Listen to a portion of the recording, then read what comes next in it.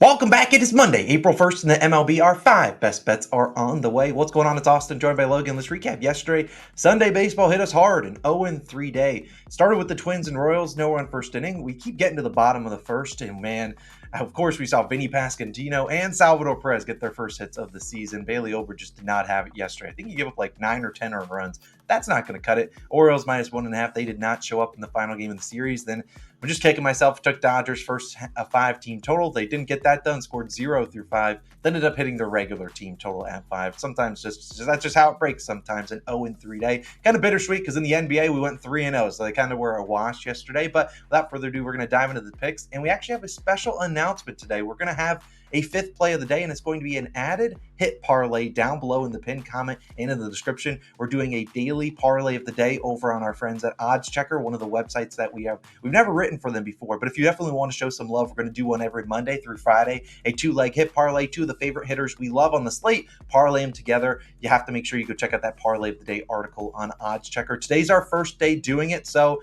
be a little bit careful, give us a little bit of time to get the people out there edited and up on the website, but it should be updated well before game time. We're saying at the latest, hopefully 11 a.m., but obviously we will tweet it out at Calling Our Shot, and it will be on the pinned comment once it is live. That'll be our 5th play of the day. I'll talk about that again at the end of the video so you don't miss out on that, but our 5th play of the day, an added 2-leg hit parlay on Odds Checker. We're going to try to do that every single Monday through Friday. You guys love the hit parlays, so we'll be doing it over there. But Logan, we got 4 other picks in this video. You got 2 of them that involve 2 of the earlier games. I'm going to let you lead things off with the first pick of the day. Where are you going? Yeah, the slate is really interesting today. Actually, my 2 favorite picks are both at the 2 o'clock Eastern time start time. So get them in if you want to tail. I'm going to the Rockies versus Cubs game. I'm going to Wrigley. I'm taking the under 7 runs, minus 110 odds on DraftKings, your best value there. Now, I look at this line. You might even have 6.5. I know FanDuel had it flirting at 6.5. I would just wait. If your book had 6.5, it will bump up to 7 because, not surprising, the public is heavy on the over. They look at that line and they're like, that's just too damn low. My favorite total bet to make in baseball is the Wrigley line read. I call it that because the odds makers are very sharp on how this ballpark plays. And today we have 13-mile-per-hour winds blowing in. The winds in this ballpark, I've learned to just trust the line and trust the process, because if you see 2 very mediocre to bad pitchers, actually I'd call it a very bad pitching matchup, and a line this low, you're very tempted to just pick the over. Well, I've been wrong on that before. Same with if you see 2 ace pitchers at Wrigley, you're just and you see the line at like 11.5, you're tempted to pick the under, and then there's like 15 total runs. I bet the under in this one. You don't ask a whole lot of questions because they do know what they're doing when they set these lines. Now, if this game soars over, then I tried my best. But Imanaga makes his Cubs debut for the Cubs today. With no real data on him, it's hard to tell how he'll pitch today. I hope it's better than Yamamoto's first start. But the Rockies are batting .321 versus the lefties this season. On the season, first of all, I will say the Rockies will not bat over 300 when we get more of a sample size. They're not that great of an offense. Rockies 20th in hits, 14th in strikeouts. I always question their ability to really hit with runners in scoring position. And with more of a sample size, this Rockies team will be one of the higher strikeout rate teams. Right now, they're only 14th. Wouldn't surprise me if by the end of the season they're in the 20s, because they're just not that great of an offense. I will happily bet against them any day of the week, especially facing a pitcher they've never really seen before. Imanaga should be able to get through that order and not give up 5-6 earned run type thing to just absolutely obliterate our under. But on the other side, got my boy Dakota Hudson. Now, he starts for the Rockies, 6.57 ERA on the road last year. Terrible. This guy sucks. And it's really actually hard for me to pick an under with Dakota Hudson. It really is going against my gut. He's not my favorite pitcher to back, but things in St. Louis were so bad for him that I see it getting better for him in Colorado. The change of scenery will help a guy like this, because if you ever watched him on the Cardinals last year, they threw him into terrible positions. If their starter, like I remember a game last year where Miles Michaelis got ejected, and then they just said, all right, Dakota Hudson, go in there and eat up some innings. It was just some bad management for Dakota Hudson. His 4.2 ERA in the spring isn't a perfect ERA. Ideally, you'd like that to be under 4. But it's better than the 6 and 7 ERAs he had in the prior two spring trainings versus St. Louis. he's showing improvement. Really, to me, the only way to go up for Dakota, or the only way to go is up for Dakota Hudson. He allowed a 350 batting average to this Cubs roster because he had familiarity facing them, obviously, when he was in St. Louis. But the 325 expected batting average is giving me signs of improvement. It's kind of, the expected numbers are slightly better, and I think he is actually able to go out and pitch a pretty solid showing. The Cubs offense, they're still only averaging 2.5 runs scored per game. That's 28th in the majors. They're very fortunate yesterday how they won that game. The box score is not completely reflective of how they won because the Rangers bullpen just absolutely melted down. It was just free base runners. And if Dakota Hudson can limit the walks, I know that's kind of tough for a guy like him. If he can limit the walks, make the Cubs go hit with runners in scoring position, we'll be in a really good chance to cash this bet. Look at these two bullpens too. Rockies 17th in bullpen ERA, Cubs 19th in bullpen ERA. Neither of these bullpens are that great on paper, but as long as they can both come out and not be catastrophic, I do like the under. Look, guys, that total is set very low for a reason. I'm going to go ahead and trust the lines makers. I'm going to trust what they were doing in this one. I'm going to go ahead and ride with the under as my first pick. But Austin, where are you going for your bet today?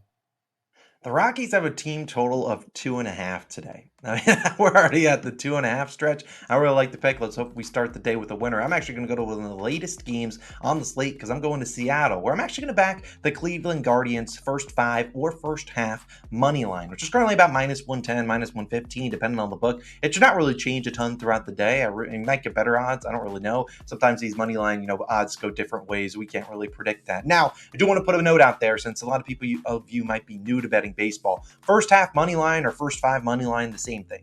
First 5 result, not the same thing. First 5 run line minus a half, not the same thing. When we're taking the money line, we are not only getting a chance to win, where if the Guardians win the first 5 innings, we win, but we also get our money back if it is a tie after 5, which, wouldn't be the worst thing in the world. I don't mind the result. I'm just going a little bit safer here. It's -110. It's not like, we're taking a big hit at the money line like sometimes games are. I like the Guardians to win this first 5, though, if you want to go spicy and go for some plus value. Now, if you're just looking at pitching props, we got Tristan McKenzie going up against Emerson Hancock. Now, just looking at the props, McKenzie's earned runs props in about 2.5 +110, whereas Hancock's in about 2.5 -115 on the over. So just looking at those props, they think Hancock pitches a little worse than McKenzie. McKenzie also has an outs line around 15.5. Is plus money on the over because you don't see a lot of pitchers going more than 5 innings. But also McKenzie, his K prop 6.5, pretty dang high, whereas Hancock's only got a 2.5 K line. Also, the hits allowed, both of them have a juiced hits allowed prop. However, McKenzie's at 3.5, whereas Hancock's is around 4.5 juiced. So we look at these two guys. I think Tristan McKenzie's the better pitcher. And in terms of the hitting, I kind of put these teams kind of on par in terms of hitting. Sometimes you'll see Guardians have good games. Sometimes you see them have bad games. Same exact thing could be said for the Mariners. Her top 3 in the lineup are really struggling. But in 2022, we saw Tristan have one of the lowest whips in baseball. It was a .95. He was really good last year. Dealt with some injuries all season long. Only pitched in 4 games. And like I said, I've seen the Mariners offense so far. They kind of been struggling out of the gate. And whereas you look at Emerson Hancock, very similar to Tristan McKenzie, except for that he didn't play a lot last year because he was, I believe, a rookie. He only had 3 outings. And then you see him in his last 3 spring training games, 6-4 and 1 earned run. Look, I look at Hancock. He's a right-handed pitcher. He's going to see a ton of lefties this season. And despite limited PAs last year versus lefties, he still had a 300 batting average to left-handed batters. We think about the lefties he's going to see. Likely the first 3 batters of the game, Kwan, Jimenez, Ramirez. Those guys, all lefties. Obviously, Ramirez is a switch hitter, so he can go right or left. You got Naylor. Both Naylors are lefties. You got Brennan. He's a lefty. I mean, there's a realistic possibility the Guardians stack 7, maybe even 8 lefties into their lineup today. Obviously, you can switch hit and you can pinch hit at the end of the game if maybe they bring in a lefty, you want to put in a righty. But that's a lot of this team's bread and butter is their left-handed batter, and that's where they get a lot of their damage. So I would think this should be, we should see the Guardians put up some runs, and hopefully Tristan McKenzie sticks, as we call him. He can hold it down. I just don't see Emerson as a big K guy, neither do the books. So he's going to rely on some, that soft contact, and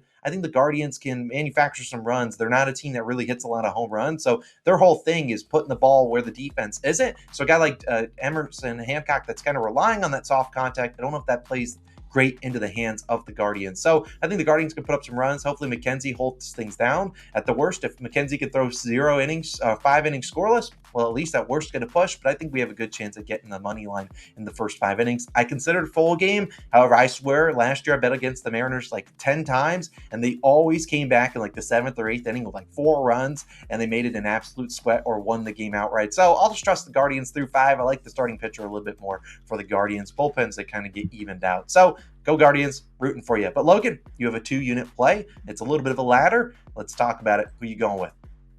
Austin, you know better not to use the ladder word, but it is a team total ladder. I'm laddering up this play.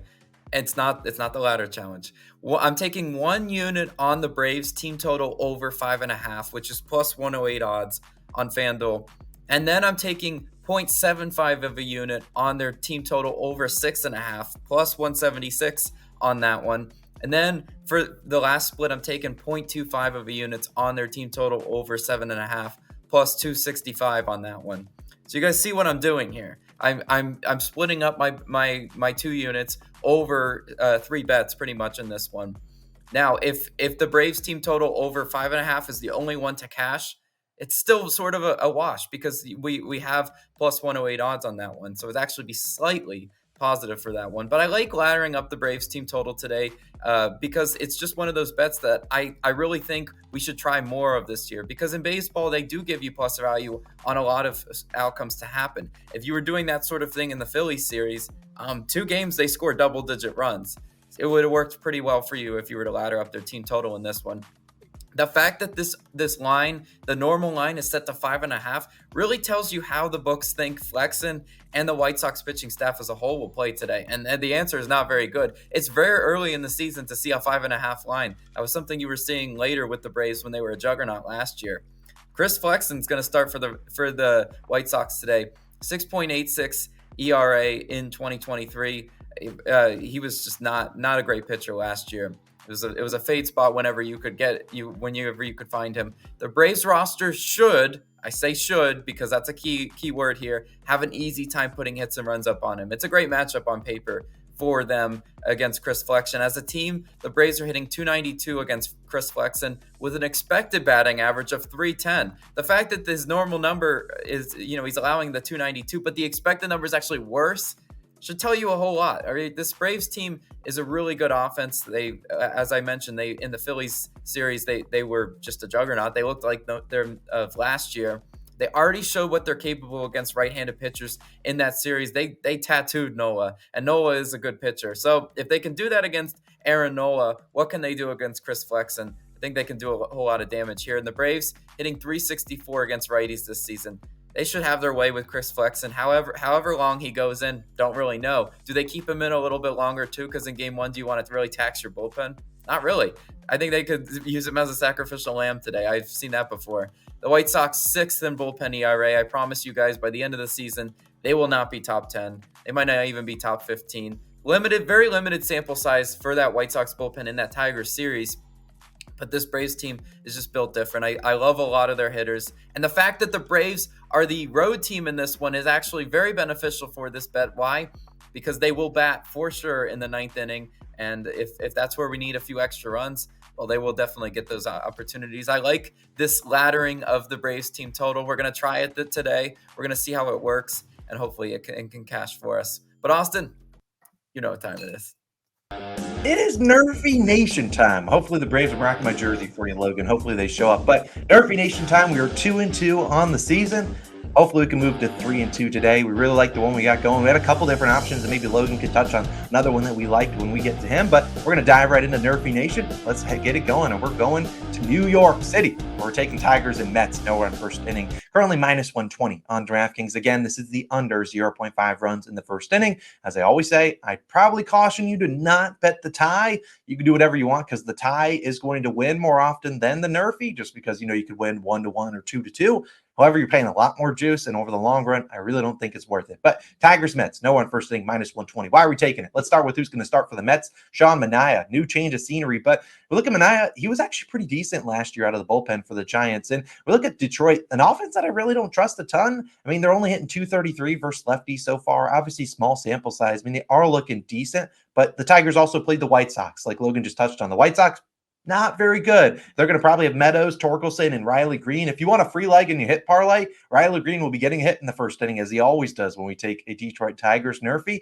We love Riley Green. He went to our high school, but still, Riley, you can get your single with no one on, hopefully. But I don't trust Meadows, Torkelson either, and Greens get that lefty-lefty matchup against Mania. So I think Sean can handle his job. Just don't walk 6 guys like we've sometimes seen him do. He gets us those first 3 outs. Who's going to take us home in the bottom half of the inning, Logan? Yeah, it's going to be Reese Olson starting for the Tigers. Now, is Reese Olson our favorite Nerfy pitcher to back? No, but the matchup is there for him. We have to understand why we like this. The Mets have yet to score a first inning run this year. Knock on wood. Hopefully that does not come today. As a team, the Mets are only hitting 162 versus righties this season.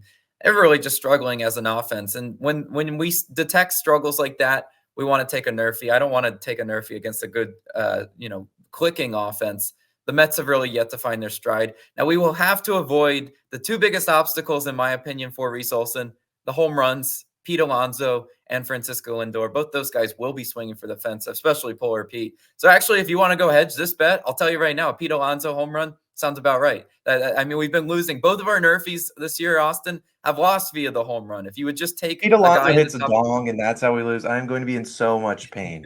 That man hates me. But I mean, like Logan touched on, the Mets struggle in the first. Last year, I want to say they were right next to the Marlins in terms of the fewest first inning runs. So, I mean, I feel like we got a good chance at cash on this one. It is Nerfies. It's arguably our least research bet because it's going to require a lot of luck. So, if you're trying to put your bankroll on any pick, we obviously like the Braves the most today. But yeah, hopefully we get those first 6 outs. I don't know if we'll do a stream, but maybe we will. But like I said at the top of the show, a reminder, we have that hit parlay. If you want to go check it out, I'm going to put the link to the hit parlay when it is live right over Logan's face. You just go click his face. There should be a link. It should be live later on today. Definitely by lunchtime, it should be there. So go check it out. That's our final play of the day, a 2-leg hit parlay. That's 5 picks to the card plus that 2-unit pick for the Braves. Let's have a great day, Logan. What are you saying? Let's wave the flags. I think we got a good day coming off that 0-3 day. We're due some good luck here. We'll see you guys back again in the next one.